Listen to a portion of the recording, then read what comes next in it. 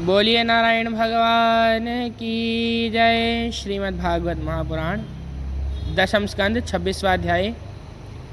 नंद बाबा से गोपों की श्री कृष्ण के प्रभाव के विषय में बातचीत।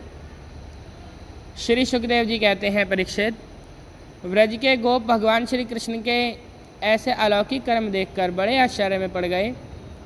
उन्हें भगवान की अनंत शक्ति का तो पता था नहीं। वे इकट्ठे होकर आपस में इस प्रकार कहने लगे, इस बालक के कर्म बड़े अलौकिक हैं। इसका हमारे जैसे गंवार ग्रामीणों में जन्म लेना तो इसके लिए बड़ी निंदा की बात है। यह भला कैसे उचित हो सकता है? जैसे गजराज कोई कमल उखाड़कर उसे ऊपर उठा ले और धारण करे, वैसे ही इस नन्हे से 7 वर्ष के बालक ने एक ही हाथ से गिरिराज गोवर्धन को उखाड़ लिया और खेल खेल में 7 दिनों के तक उठाए रखा। यह साधारण मनुष्य के लिए भला कैसे संभव है? जब यह नन्हा सा बच्चा था उस समय बड़ी भयंकर राक्षसी पूतना आई और इसने आंख बंद किए किए ही उसका स्तन तो पिया ही प्राण भी पी डाले। ठीक वैसे ही जैसे काल शरीर की आयु को निगल जाता है। जिस समय यह केवल 3 महीने का था और छकड़े के नीचे सोकर रो रहा था, उस समय रोते रोते इसने ऐसा पांव उछाला कि उसकी ठोकर से वह बड़ा भारी छकड़ा उलटकर गिर ही पड़ा। उस समय तो यह 1 ही वर्ष का था। जब दैत्य बवंडर के रूप में इसे बैठे बैठे आकाश में उड़ा ले गया, तुम सब जानते ही हो कि इसने उस तृणावर्त दैत्य को गला घोंटकर मार डाला। उस दिन की बात तो सभी जानते हैं कि माखन चोरी करने पर यशोदा रानी ने इसे उखल से बांध दिया था। यह घुटनों के बल बकैयाँ खींचते खींचते उन दोनों विशाल अर्जुन वृक्षों के बीच में से निकल गया और उन्हें उखाड़ ही डाला।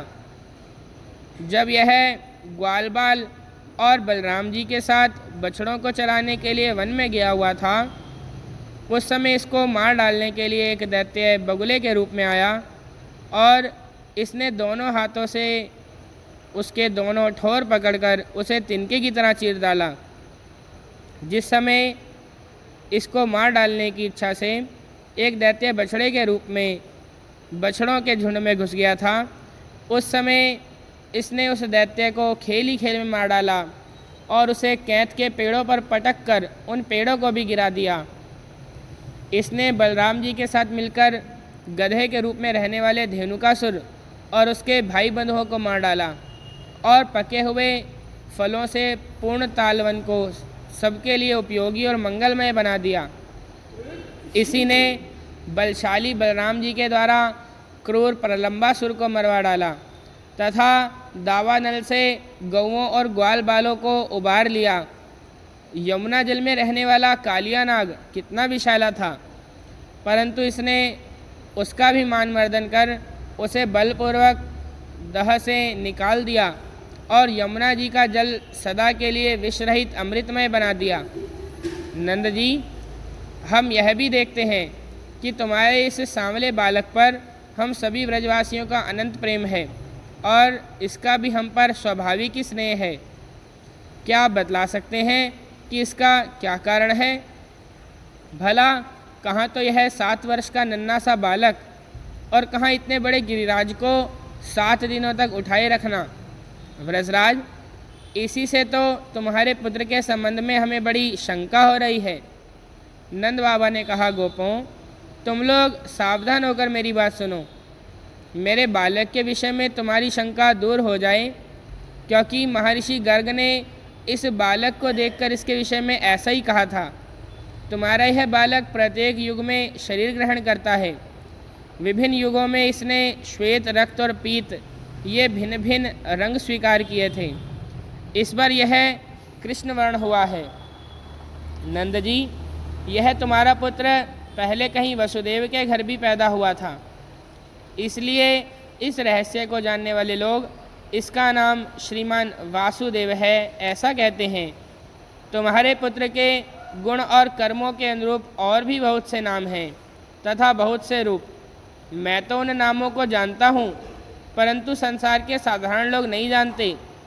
यह तुम लोगों का परम कल्याण करेगा। समस्त गोप और गौओं को यह बहुत ही आनंदित करेगा। इसकी सहायता से तुम लोग बड़ी बड़ी विपत्तियों को बड़ी सुगमता से पार कर लोगे। व्रजराज, पूर्व काल में एक बार पृथ्वी में कोई राजा नहीं रह गया था। डाकुओं ने चारों ओर लूट खसोट मचा रखी थी, तो तुम्हारे इसी पुत्र ने सज्जन पुरुषों की रक्षा की और इससे बल पाकर उन लोगों ने लुटेरों पर विजय प्राप्त की। नंद बाबा, जो तुम्हारे इस सांवले शिशु से प्रेम करते हैं वे बड़े भाग्यवान हैं। जैसे विष्णु भगवान के कर कमलों की छत्र छाया में रहने वाले देवताओं को असुर नहीं जीत सकते, वैसे ही इससे प्रेम करने वालों को भीतरी या बाहरी किसी भी प्रकार के शत्रु नहीं जीत सकते। नंद जी, चाहे जिस दृष्टि से देखें, गुण से, ऐश्वर्य और सौंदर्य से, कीर्ति और प्रभाव से तुम्हारा बालक स्वयं भगवान नारायण के ही समान है। अतः इस बालक के अलौकिक कार्यों को देखकर आश्चर्य ना करना चाहिए। गोपों, मुझे स्वयं गर्गाचार्य जी यह आदेश देकर अपने घर चले गए। तब से मैं अलौकिक और परम सुखद कर्म करने वाले इस बालक को भगवान नारायण का ही अंश मानता हूँ।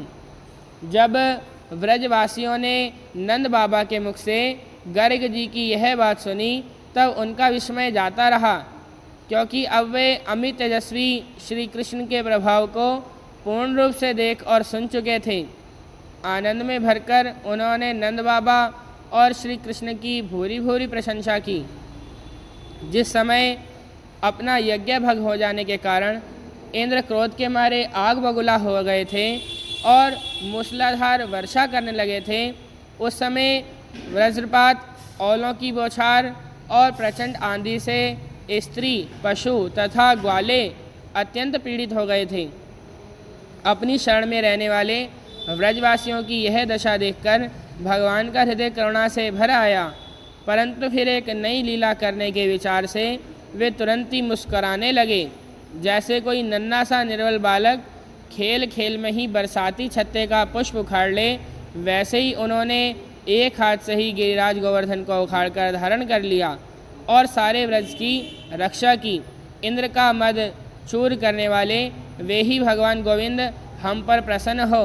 और इस प्रकार श्रीमद् भागवत महापुराण के 10वें स्कंद का 26वां अध्याय पूरा हुआ। बोलो नारायण भगवान की जय, बोलो बांके बिहारी लाल की जय।